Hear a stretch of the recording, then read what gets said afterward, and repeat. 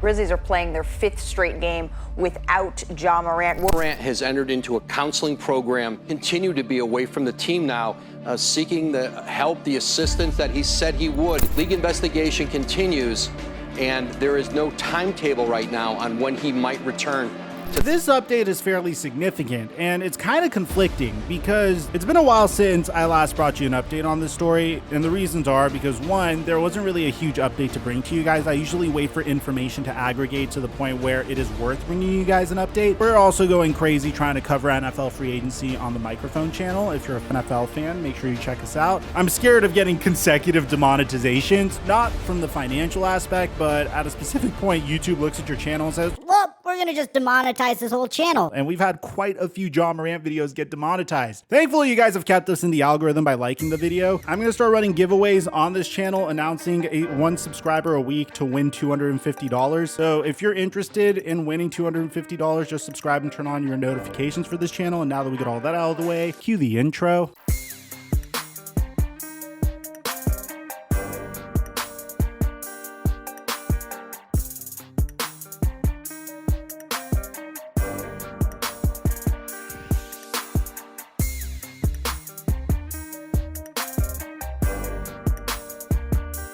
So here's an update as to how we're doing financially so far. I've made $5,407 so far, but it seems like my followers have been having significantly more success than I have. For example, my man Jess2K was able to make $800 by putting up $80. My man Anthony was able to make $1,250 off of putting up $50. And we're about to ramp things up because it's March Madness, bro. So if you haven't played Prize Picks and you want to make some money with us, all you have to do is go to Prize Picks, download the app, and use my promo code microphone, and they'll give you an additional $100 when you deposit $100. I post pics each and every day onto my Instagram story. I've been doing a lot of research on this recently to try to get us an edge. I've been learning a lot about this niche, by the way, and it's been a lot of fun learning about it, and I highly recommend it. It's a great way to get some action in some games that you may not have been paying attention to. So download Prize Picks and use my promo code microphone to get up to a $100 deposit match, and thank you, Prize Picks, for the sponsor. Mic check 1 2 1 2. What's going on, everybody? We made a lot of videos on this topic, and if you want more detailed as to why we're in this situation, I highly recommend you check out our previous videos on this subject. But for the most part, this all started when Ja Morant was accused of punching a 17-year-old boy in January. The 17-year-old boy filed a lawsuit against him. From the little boy's side, he was just innocently playing basketball at Ja Morant's basketball court, and all of a sudden, the 17-year-old boy accidentally threw a basketball at Ja Morant's face, which resulted in Ja Morant pulling up to the boy and saying, "Should I do it to him?" before using a closed fist to knock him to the ground. The update on the situation was that Ja Morant was accused of punching the teen 12 to 13 times during a pickup basketball game at his house last summer. But to be honest, when originally I was thinking, oh my god, what a horrible human being, why would you beat up a 17-year-old? I also realized that a 17-year-old could be more than capable of harming a 23-year-old man. I know it's difficult to conceptualize because obviously a 17-year-old is a minor, and no, I'm not saying go beat up 17-year-olds, but I could understand if Ja was acting in self-defense, although I don't necessarily understand why he would flash a weapon, maybe as a sign of intimidation. But let's say we put that to the side and we defend Ja Morant. Maybe this young man is looking for a bag. Maybe this young man is just trying to sue Ja Morant because he signed a $200 million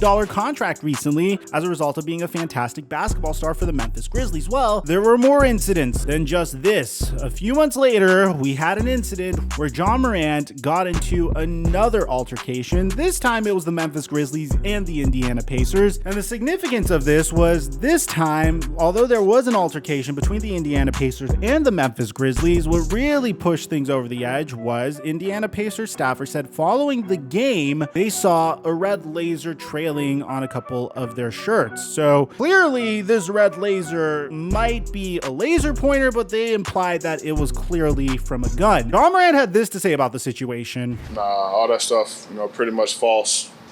It's been proven. That's all I got to say on it. I honestly don't care, bro. I'm not, at this point in my life, man, I'm protecting my energy, bro. Not responding to nobody else, not entertaining nobody else. that's what they need, likes and clicks. And his head coach came to his defense. Yeah, I mean, that was addressed internally, aware of the investigation of the NBA, did a full-on investigation. We were fully compliant with it, and I think they came out with a statement saying nothing was corroborated or found. So, that's what I know, and that's all I'm going to comment about. So that was yet another thing that we kind of wrote off. And then there was this other story about Ja Morant and some associates pulling up to a finish line to intimidate a security guard that was bothering his mother. And at this point, there was starting to be a little bit of a trend of Ja Morant pulling up and trying to intimidate other human beings. And I think what set this whole situation over the edge and brought it even more into the spotlight was when Shannon Sharpe was talking trash to the Memphis Grizzlies while they were playing the Los Angeles Lakers, standing up for LeBron James. That was really entertaining. Dylan Brooks got into it with Shannon Sharpe. Shannon Sharpe dared Dylan Brooks to step right up to his face. Dylan Brooks was scared because Shannon Sharpe is like twice the size. Ja Morant told Shannon Sharpe to sit his down, and that was that. And then what pushed this even more over the edge was when Ja Morant decided to post a video of him at a strip club. Yes, it is confirmed to be a strip club, by the way. There's a rumor that he tipped $50,000 and didn't drink, and that the owner thought he was a very nice young man, posting a video flashing a weapon onto his Instagram story. The result of this was insane. First of all, Ja Morant deactivated his Instagram and his Twitter account like immediately. Then Ja Morant posted a statement saying, "I take full responsibility for my actions last night. I'm sorry to my family, teammates, coaches, fans, partners, the city of Memphis, and the entire Grizzlies organization for letting you down." He would also say, and we're going to get to this later because this is fairly significant, "I'm going to take some time away to get help and work on learning better methods of dealing with stress and my overall well-being." So this is fairly significant because at this point, we don't know if Ja Morant could be out for the rest of the season or he could be out for just 2 games. And both options are clearly on the table here. And we're going to get to that in a sec because that's the main part of this update here. Shortly after, we also heard that police in Colorado said on Monday that they were investigating Ja Morant's actions after the Memphis Grizzlies star posted an Instagram live video in which he displayed what appeared to be a gun while at a nightclub. The Glendale Police Department said it's investigating whether Morant may have broken any laws that pertain to guns. Colorado is an open carry state. Although there are exceptions to the law, it is illegal in Colorado to possess a firearm while under the influence of alcohol. Now that last line is very important, and obviously this isn't proof, but if the owner of the club said that Ja Morant wasn't under the influence, then he technically was allowed to carry a firearm there. But the NBA still has a rule that prohibits a player from possessing a firearm while on team premises or traveling on team business. In the video live streamed by Morant, it is not clear whether he is intoxicated, but others are shown drinking in the video. Again, he said, she said, you can't really prove that Ja was drunk that night. The owner of the club says he wasn't. He claimed that Ja was a very respectful young man. I'm assuming that would be the case because at the same time, this is a Denver area. He's in Colorado at a club. Wouldn't the owner of the club say that Ja Morant was drunk or try to sabotage him, maybe because he was a Nuggets fan? I don't think it's ever that deep, but what would his link be to Ja Morant? Maybe the fact that Ja would come back next time he's in Denver? I'm not necessarily sure. Now, the most significant part about this was Ja Morant was very clear about getting help, and it seems like his teammates had a players-only meeting that came to the same conclusion. Ja should take some time away from the team, and this is how it resulted. Guys, that there was a players-only meeting. Steven Adams, their veteran center, he spoke out about how the team needs to show better discipline on the road. The team is 12-20 on the road this year. They're stellar at home, but that's a poor road record for them. Those in the room, when Steven Adams spoke out, they knew exactly who he was directing this to. It was no one other than Ja Morant. But at this point, you're pretty much caught up to date. Ja Morant has agreed to step away from the team from a prolonged period of time. This is not ideal. I want to make that perfectly clear. The Memphis Grizzlies are currently in second place, but they are on a 3-game winning streak without Ja Morant. They've been successful without Ja Morant before, but I do think it's really important to have Ja during the final period of the season if they want to be successful this year in the playoffs, considering how they have a remarkable window of opportunity to succeed in this year's playoffs. You don't necessarily know what Kevin Durant's future is going to look like for the rest of the season, given how he suffered a grade 2 ankle sprain a couple of days ago, and the Phoenix Suns have been on a 2-game losing streak since. The Golden State Warriors are surging. The Los Angeles Clippers have won 3 in a row. Hell, even the Lakers are very, very close to sneaking into the playoff picture, and yet the Grizzlies sit at second place by a thin margin. I don't necessarily think they're going to fall any lower than third. This is a great opportunity for Ja to potentially make a huge push in the the Western Conference. He could potentially win a championship this year. I know it's not necessarily something at the forefront of our mind, but you have to admit he does have a chance.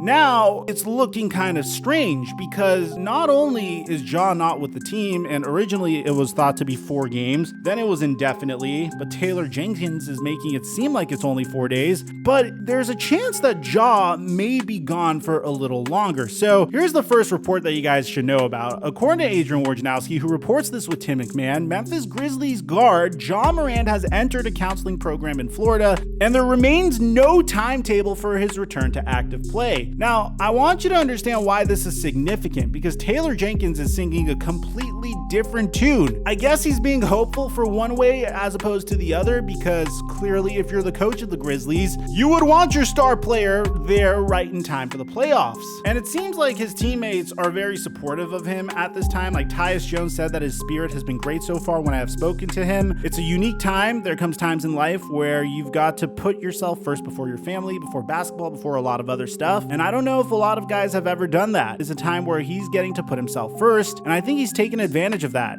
I hope he's taking advantage of that, and it will be good for him. Basketball will be here. We support him. We have his back. He knows that, and that's just what I try to reiterate to him. Well, in terms of Taylor Jenkins, this is what he has to say about the situation. He makes it seem like Ja could be back really, really quick. Taylor Jenkins on if Ja Morant returns on Friday. There are a lot of internal dialogues going on, and obviously there's still things going on at the league level that we're in communication with. Ja's fully engaged in this process and ready for whatever comes next after these 2 games. If you're being any hopeful at all whatsoever, this may extinguish any hope you have at all whatsoever, because one of the most trustworthy sources that we have, none other than Mark J. Spears, someone that we trust. He's been amazing when it's come to being an insider for the NBA. Might not be as prominent as Shams or Woj, but he's up there for sure. We've gotten some news from him in the past. He's broken trades for us in the past, so he's definitely tapped in on this situation. Ja might not come back. Take a listen. The Grizzlies, like, I don't even know if they know what's, I don't think they know what's going to happen with Ja. So yeah, straight up, you hear it from Brian Windhorst himself. The Memphis Grizzlies might want Ja Morant to come back in 2 games, but they themselves don't know, especially if he's getting counseling during this period. You don't necessarily know how long that process is going to take, but listen to what Mark J. Spears has to say. My prayers to him, man, that he figures it out. There's things I'm hearing that I'd rather probably not say on this podcast don't get out over your skis. Yeah. I hope he's taking care of himself. I'm not really worried about the basketball part for him right now. So this kind of makes me reminisce about the Ime Udoka situation. Because if you remember with Ime Udoka, there were people that were coming out and backing him up. Like Matt Barnes, for instance, he came out and straight up backed up Ime Udoka from the beginning. There were some people that played the race card as well back then, if you guys recall. And very shortly after defending Ime Udoka, you had Matt Barnes coming out and saying, okay, there's some stuff that I heard that I don't want to repeat. And the situation makes sense now. I recant what I said about Ime Udoka. Without knowing all the facts, I spoke on Ime Udoka's defense. And after finding out the facts after I spoke, I erased what I posted because this situation in Boston is deep, it's messy, it's 100 times uglier than any of us thought. But listen to what Mark J. Spears has to say, and it's very concerning. I'm worried about the human part, and that when he does come back, he's healthy mentally and physically, man. Like my guess now, if I was, not that you bet on this, that he doesn't play the rest of the season as he takes care of himself. Now, that's Mark J. Spears' professional opinion. Now, it's an opinion. It's not fact. It's not like we're reporting this as true. It is concerning that a reputable insider is predicting that happens, but we don't necessarily know the gravity of the situation. We don't know how deep this situation runs with Ja. We don't know how much of a problem it's been with Ja. We don't know what's been going on behind the scenes. We only know what's been made public information. The Indiana Pacers incident, the incident with Shannon Sharpe, the incident with the 17-year-old boy allegedly punching him a bunch of times, the incident at the mall, and him posting an Instagram video of him flashing a gun. And that's all we know. It sounds like there's stuff behind the scenes that we don't know about that's even deeper, and that's what Mark J. Spears is basing this information on. So we got a huge update today about Ja Morant's future. If the other day Adrian Wojnarowski mentioned that Ja Morant is entering the counseling program in Florida, today we have an idea of what Ja Morant's future is going to look like. So the NBA is officially suspending Ja Morant for 8 games games without pay for conduct detrimental to the league, according to Adrian Wojnarowski. Now, this was also repeated by Shams Charania, but he also included another thing that's fairly significant. We know that the police conducted an investigation on Ja Morant possessing a weapon. So the NBA also conducted a league investigation into him, and that resulted in the 8-game suspension. But it also means that Ja Morant has already served some of his suspension, and he's eligible to return to the Memphis Grizzlies lineup on March 20th against the Dallas Mavericks. Now, just because he is eligible to return on March 20th doesn't necessarily mean that he will return on March 20th. We'll tell you what we mean in a sec, because Adrian Wojnarowski then updated us by saying, Grizzlies star Ja Morant met with NBA Commissioner Adam Silver in New York today. Morant has left a counseling program in Florida and moves closer to ramping up for return to season now. He must wait on league announcement of findings in probe expected soon. And don't worry, we do actually have the result of the probe as well. We waited a decent amount of time for this video. There's a reason why the video is so long. And then Shams tweeted out that the NBA investigation into Ja Morant did not conclude that the gun belonged to Morant. It was brought by him into the nightclub or was displayed by him beyond a brief period. They also did not find that Morant possessed the gun while traveling with the team or in any NBA facility. You at the spot, Shotgun Willie's. I've been there. You were holding a gun, and we both know how dangerous that can be. Whose gun were you holding? Well, the gun wasn't mine. It's not who I am. I don't condone any type of violence, but I take full responsibility for my actions. Made a bad mistake, and I can see the image that I painted over myself with my recent mistakes. But in the future, I'm gonna show everybody who Ja really is, what I'm about, and change this narrative. So that's fairly significant. The fact that Ja Morant didn't possess the firearm and he wasn't carrying it around in airplanes and he wasn't traveling with it kind of saved his season at this point. Now, Woj also cleared up how his suspension is going to look like. The suspension covers the 6 games that he'll miss, including versus Miami. He is eligible to play on Monday versus Dallas, the same day that he's able to rejoin the Grizzlies in the team environment. His ramp up to return will begin on Monday and return to game soon after, sources said. Now, like I was telling you before, Morant hasn't been playing basketball while at the counseling center in Florida, so his ramp up is expected to extend past Monday's game versus Dallas when he's first eligible to return. Expected that he'll return to play shortly thereafter. So this is really good news. If you're a Memphis Grizzlies fan, this is significant because it means Ja Morant will return relatively soon this season. I mean, it might not be within 5 days, but at least in 10 days or in 2 weeks from now, Ja Morant will be on the court, will reestablish that chemistry with his teammates. This is enough time for him to get everything together, build up that chemistry, and get ready for a huge playoff run. So let me know in the comment section down below, what do you guys think is going to happen with Ja Morant? Do you think he's going to come back? Do you think he might be done for the rest of the season? Aside from that, I'm your boy Mike, and I'm dropping our mic until our next upload.